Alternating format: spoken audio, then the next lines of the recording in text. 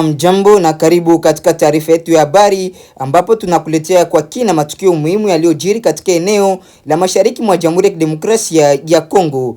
Katika mfululizo ya habari za leo tutaangazia hali ya usalama inayozidi kuzua wasiwasi mashariki mwa nchi ya Jamhuri ya Kidemokrasia ya Kongo baada ya watu 6 wa jamii ya Pygmy akiwemo msanii maarufu Nzanzu Mangete kuuawa katika shambulizi la waasi wa ADF mjini Beni. Pia tutakuletea taarifa kuhusu ajali mbaya ya mashua katika eneo la Bagata jimboni Kwilu iliyosababisha vifo vya takriban watu 10 huku wengine wengi wakiokolewa na kadhaa kuendelea kutafutwa. Tutafuatilia pia maendeleo ya mapigano makali kati ya wazalendo na waasi wa M23 katika mimili ya Loashi Borora wilayani Masisi pamoja na athari zake kwa nchi. Na katika ukurasa wa usalama tutazungumzia kifo cha Kanali Olivier Bankulu wa jeshi la FARDC aliyepoteza maisha akiwa mstari mbele katika mapambano dhidi ya watu wenye silaha wanaoshukiwa kuwa ni waasi wa ADF katika eneo la Mungwere jimboni Otwele.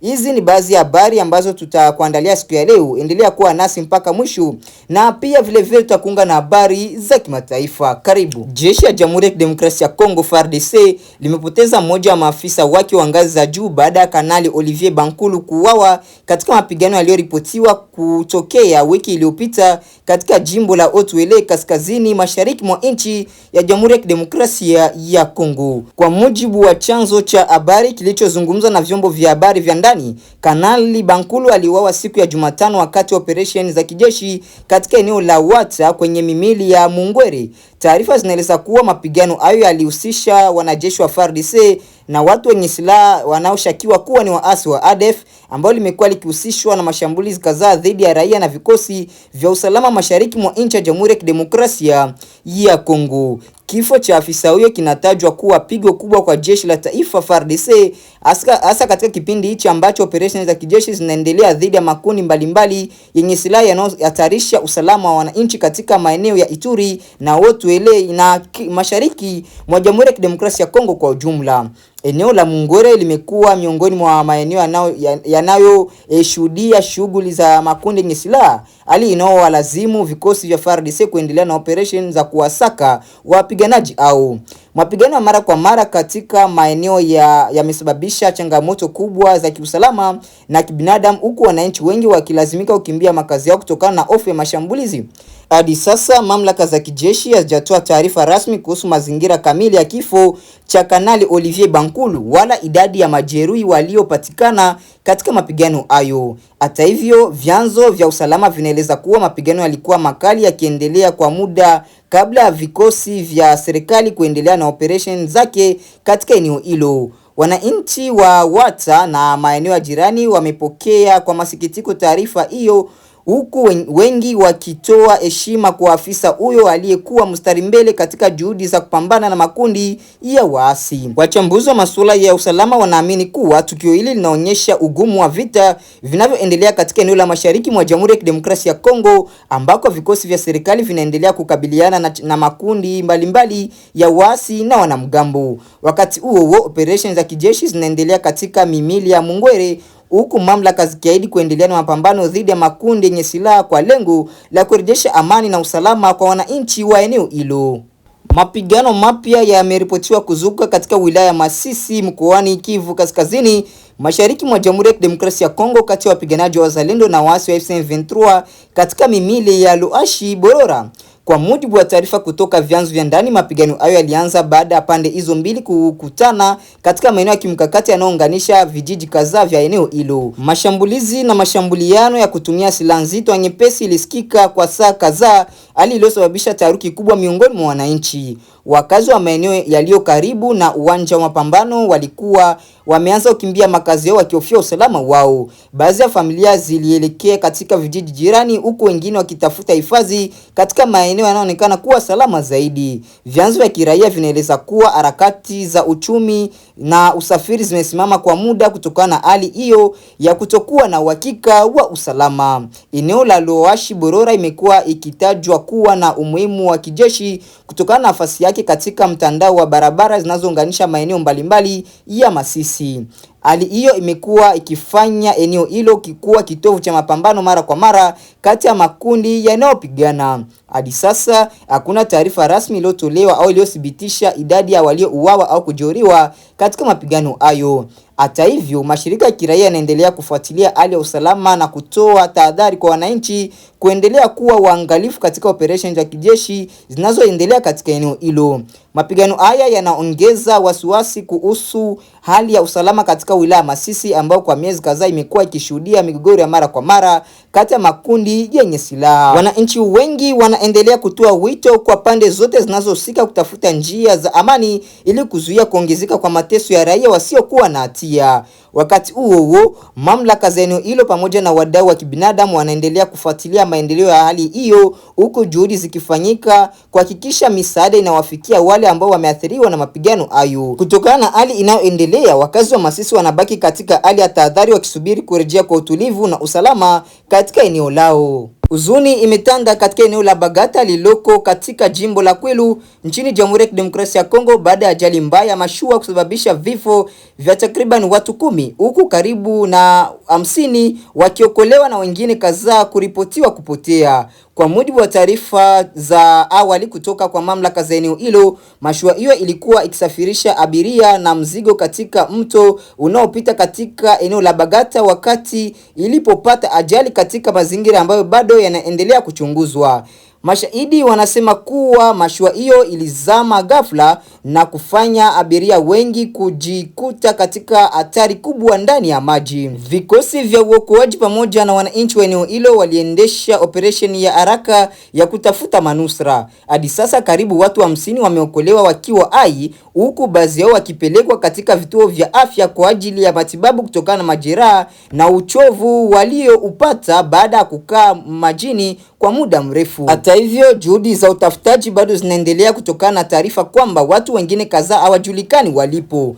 Familia za waathiriwa zimeendelea kusubiri kwa hofu na majonzi taarifa kuhusu ndugu zao ambao bado hawajapatikana. Ajali hii imeibua tena mjadala kuhusu usalama wa usafiri wa maji nchini Jamhuri ya Kidemokrasia ya Kongo. Katika maeneo mengi ya nchi, mito ndiyo njia kuu ya usafiri kwa wananchi na wafanyabiashara, lakini mara nyingi vyombo vya usafiri ukabiliwa na changamoto mbalimbali ikiwemo kuzidisha idadi ya abiria, ubovu wa vyombo vya ukosefu wa vifaa vya kuokoa maisha.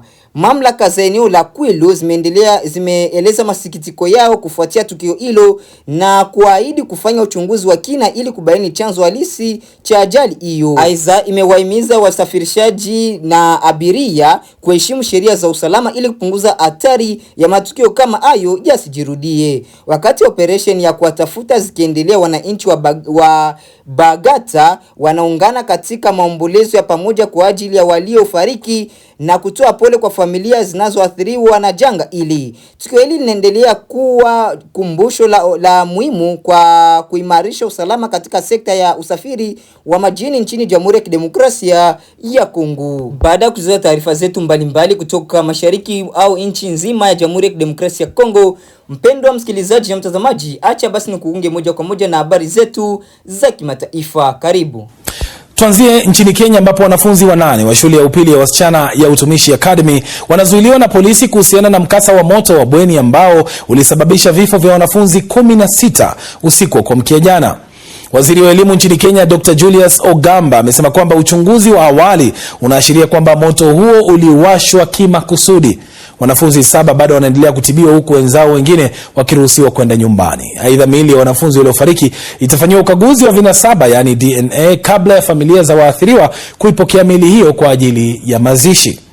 Kutokana na mkasa huo, bodi ya usimamizi wa shule ya Utumishi Academy imevunjwa huku tume ya kuajiri walimu TSC ikichukua hatua za kumwadhibu mwalimu mkuu wa shule hiyo kwa tuhuma za kutoangazia kanuni za usalama katika shule hiyo. Watakaopatikana na hatua watashtakiwa kulingana na sheria za nchi. Tuna taarifa kwamba washukiwa watafikishwa mahakamani Jumanne wiki ijayo. Pili ni kwamba usimamizi wa shule haukufuatilia kanuni za usalama kama zilivyonakiliwa katika sheria za usalama shuleni na vilevile sheria za kimsingi za elimu. Kwa mfano, bweni lililoathirika lilikuwa na wanafunzi kupita kiasi na mlango mmoja ulikuwa umefungwa kinyume na sheria za usalama. Tatu ni kwamba walimu wawili walikuwa wamepata habari za awali kuhusu njama ya baadhi ya wanafunzi wa kidato cha 3, ila hawakuchukua hatua yoyote, japo walikuwa na taarifa hizo kabla ya tukio hilo. Walimu hao watachukuliwa hatua za kinidhamu. Hii leo baadhi ya wazazi wa shule hiyo wameelezea mahangaiko yao kuhusu kupata taarifa muhimu kuhusu walipo watoto wao. Mwandishi wetu Victor Kenani bado amekita kambi shuleni humo kwa siku ya pili na ana maelezo zaidi. Watoto wetu wako wapi? Nini sasa hapa? Watoto wetu wako hapa. Hasira, majonzi, kilio. Hivi ndivyo hali ilivyokuwa nje ya shule hii siku moja tu baada ya moto kuteketeza bweni shuleni humo. Baadhi ya wazazi wenye ghadhabu hapa ambao bado walikuwa kizani kuhusu hatma ya watoto wao walighadhabishwa na kutojua kinachoendelea humo. Kuja leo saa hii nimefika hapa Giligili. Nimeanza kukuja hadi shule moja kwa moja hadi shule na sijapata jibu yoyote. Tunaambia wengine wako kwa mochari, wengine wako hospitali. Mpaka saa hizi jui kwenye yako. Baada ya muda, afisa mkuu wa idara ya uchunguzi wa makosa ya jinai DCI akawaeleza wazazi kinachofuata na wakaruhusiwa kuingia mmoja baada ya mwingine. Kwa walioweza kutoka na wana wao ilikuwa ni afueni. Kuna wale wazazi ambao watoto wao wako hapa ndani, mutasonga kando tujukue majina yenu. Kuna wale wazazi ambao hawajapata watoto, tunataka wawe kando. Kuna wale wazazi wanangoja ripoti waambiwe venye wataenda hospitali. Licha ya uchunguzi kuendelea, waziri wa elimu nchini Kenya Julius Ogamba ametangaza kisa hiki kama uchomaji moto wa kukusudiwa na kuonya kuwa sheria itachukua mkondo wake. Polisi wanawashikilia wanafunzi 8 kwa uchunguzi zaidi kutambua iwapo na vipi walihusika. Wanafunzi 16 wamethibitishwa kufariki huku wengine 79 wakitibiwa na majeraha mbalimbali kutokana na mkasa huo. Watoto walichomeka ndani. Sasa ndio kwa maana baba yake alikuwa anasafiri amekuja. Sasa baba yake aliingia usiku nikakuja na yeye asubuhi kabla asubuhi. Wamesema wamechukua DNA.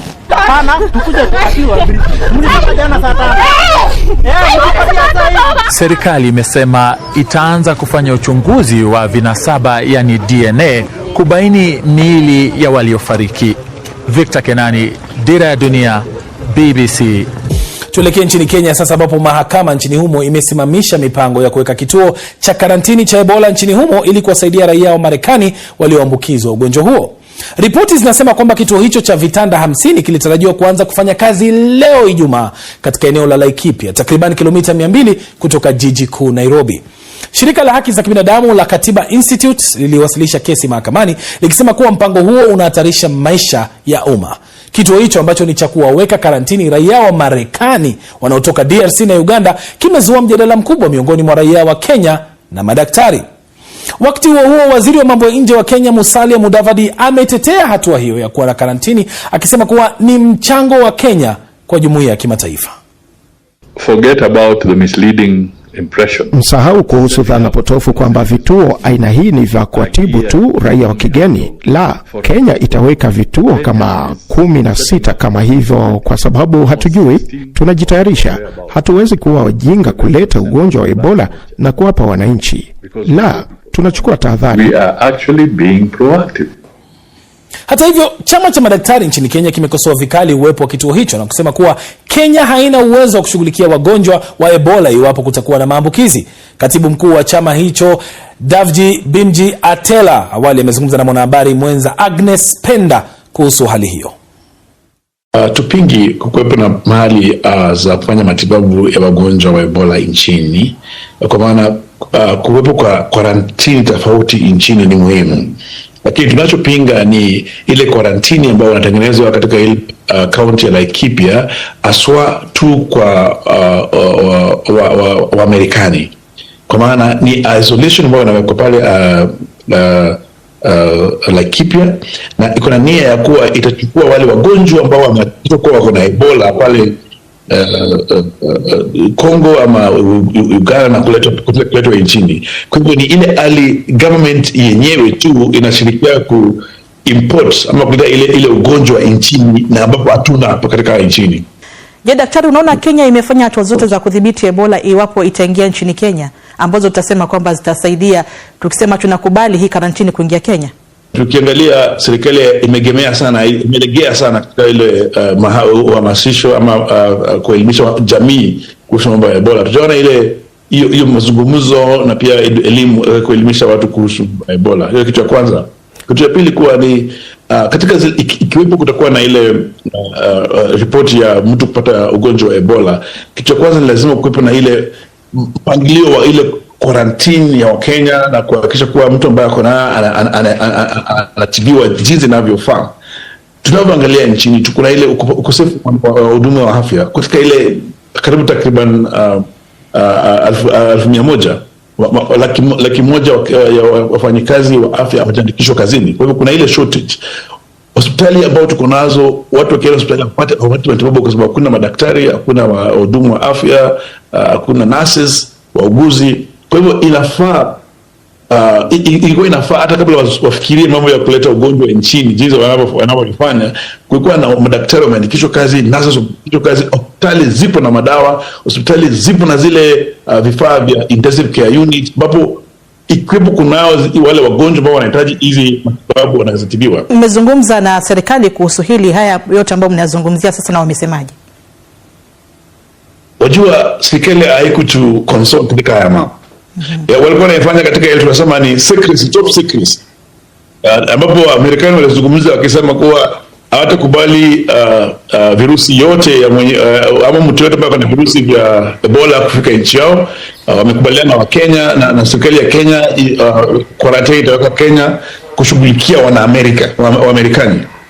Hapo ndipo tukagundua kuwa Kenya ama serikali imekuwa ikituuza tu ama ikitupuzilia mbali afya yetu katika hii mambo yao.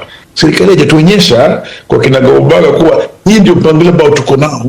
Ikiwa mtu yote atakuwa na ugonjwa katika boda za Busia ama nchini nzima, jinsi tunavyoshughulikia. Ingekuwa inahusisha kila mtu, je, ni kitu ambacho mngekikubali? Wakati Amerikani na Kenya wanasikilizana, Amerika wanasema boda yao ya Amerikani hawezi kubali mgonjwa wote uwe Mwamerikani kufika huko, kwa sababu unajua ile danger of hii ugonjwa. The fatality rate is 50%.